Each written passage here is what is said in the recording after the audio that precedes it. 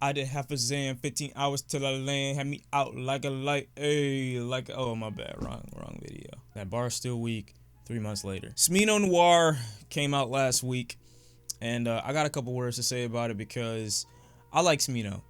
Smino is like one of my favorite artists in rare form, one of the most confident, one of the most soothing, funky, new age rappers I think I've experienced in the last year and a half, I would say. Smino is originally from St. Louis, which mistakes me because originally I thought he'd be from Chicago.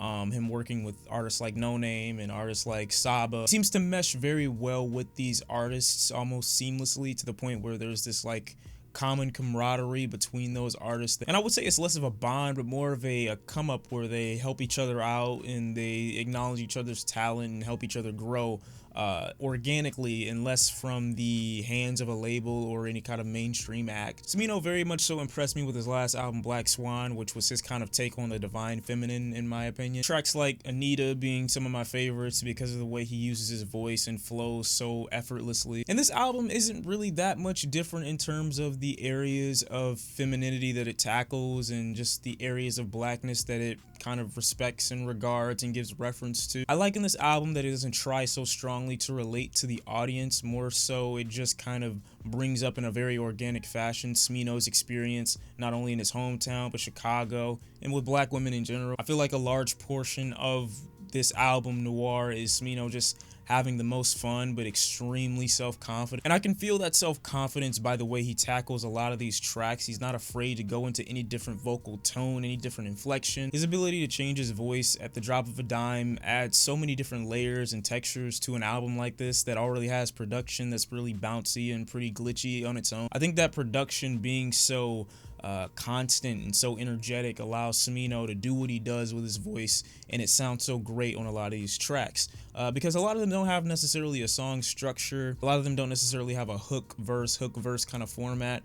A lot of them, I won't say are ruined, but kind of have these exits and splits off where Smino goes into these comical references to other forms of black life. He sings, he stutters, he mumbles, he whispers, he raps, he yelps, sometimes all on the very same track, and it's extremely crazy to understand how an artist does something like that and maintains the energy and the funk and the grooviness of the track. If I could define this album as soul food, it is the mac and cheese, the yams, the biscuit on the side, the mashed potatoes, the chicken, all of it. It just encompassed into one beautiful soul food plate, and you eat it up, and it's almost on every track. Another way to describe this album is an action-packed love movie. You know, the thing about love stories for the most part that can keep them being such a drag is they have this lack of momentum, this lack of excitement, and this lack of maneuvering that this album tends to do so effortlessly, to the point where you feel like sometimes he's not actually rapping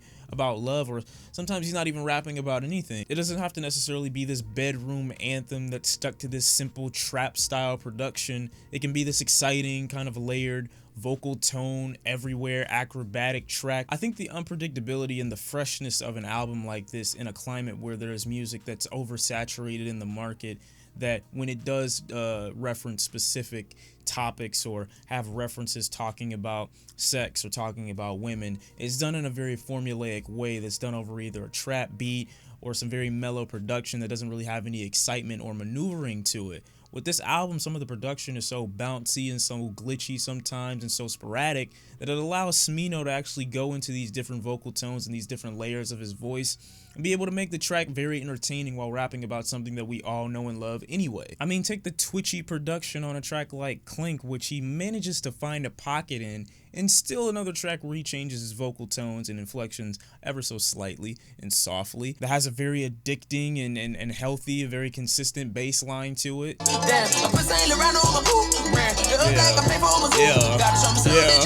Yeah. Another thing I wanted to add is the way Smino utilizes his voice is almost as if you're being sucked into a large hole. Sometimes his voice and his words manages to trickle off as if they're falling off of a cliff. It's just so odd. He makes his voice fall. It's so strange, the effect to it. Or you have the Spanish beach inspired track like Tequila Mockingbird, where he goes into more vocal inflections that has one of my favorite rapping moments from Smino, possibly since KRUSHED.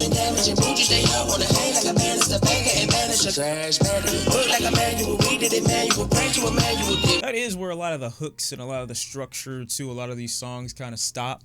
They don't really have that much of a format like TEQUILA Mockingbird, where there is a constant hook that you can go back to for a quote-unquote safety net. The funky and groovy atmosphere that Smino allows for himself on this album, while also referencing parts of his childhood and parts of his essence, just make it so organic and so real and so fluid. This album has elements of trap, elements of soul, elements of R&B, elements of funk. He's definitely not trying to get any radio play, and he's definitely not trying to broaden his demographic, but the music here sounds good and it feels good. While I don't necessarily think that this album does so well as an almost hour-long adventure into the world that Smino's created, and I do think tracks like Crushed Ice bog it down and limits it to its most basic format, which for Smino might have been the thing that he was going for, but aesthetically I don't really think it does that much for the album itself, and the song itself just doesn't feel like there's enough going on when it comes to the Smino that I usually know can deliver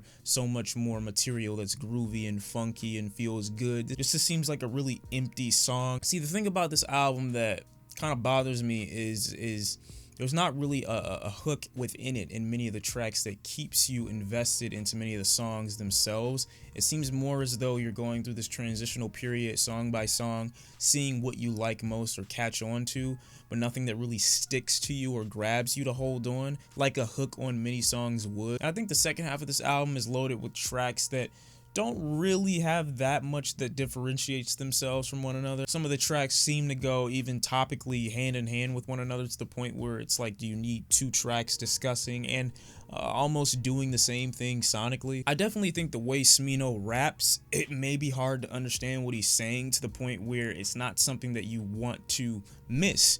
So sometimes you might genuinely want to hear what he's talking about and might not be able to articulate or understand what he's saying because of these different vocal tones and these different inflections that may prohibit you from being able to understand what he says. While there are songs on here where Smino completely separates himself from the current landscape and climate, there are some other tracks on here that make me think of other artists completely, like PIZANO. I was instantly traumatized. It made me think of Playboy Cardi. Like, just give this man his feature cred and you're good. And I do think an album that's supposed to be as fun as this one that has such a lack of conceptuality to it, I'm not saying that it doesn't mean anything, but the fact that it acts more as an ode to Smino's lifestyle more than anything else, I think would prevent me from needing an album like this to be as long as it is. Because when you have that kind of concept going on, you're going to have tracks running into each other that discuss practically the same thing. All in all, this is a Smino in an album that's very sure of itself. I love the confidence behind it. And I love, like I said, how willing he is to go against the current landscape of music right now, especially within hip-hop and rap, and being able to fuse elements of funk and jazz even to some degree, and some very trippy music that isn't so traditional that you'd find in trap music, and put it all into one album, all while being extremely experimental vocally himself. I think it's great. In the current landscape, it's extremely refreshing to see an artist taking these risks, not only sonically, but vocally. It helps a lot of these songs more than it hurts them. This album has the psychedelia of going into a house party that you weren't invited to, meeting and then fucking a girl that you just met, while losing your house keys, car keys, your ID, and your wallet, all while trying to find them all in the same house while under the influence of the highs and lows of LSD. It's so warped at times. Take a track like MERLOT. I just feel like I'm lost in this house party and every room is a different song and I'm trying to find my shit and get up out of here, but it's hard because every room feels like a new adventure, and occasionally you'll find somebody puking in the bathroom before you leave. I don't know where I was going with that. All in all, the Smino album was pretty good, pretty refreshing, and very pleasing to my ears. I definitely think he did a great job with this project, and I'd recommend it to anybody out there who's either a Smino fan or maybe you've never heard of him before, and I can put you on. But Smino, Noir, that's how I'm feeling on this project. Pretty cool, pretty entertaining, very challenging if you have not really heard music that goes outside of the current landscape of trap music, R&B, and soul. Smino, you did your thing. Thank you guys for watching, and I'll see you next time. I'm out. Peace. I'm gonna go listen to these songs again though, because I'm just like that. I was gonna do that anyway, because that's just how I am.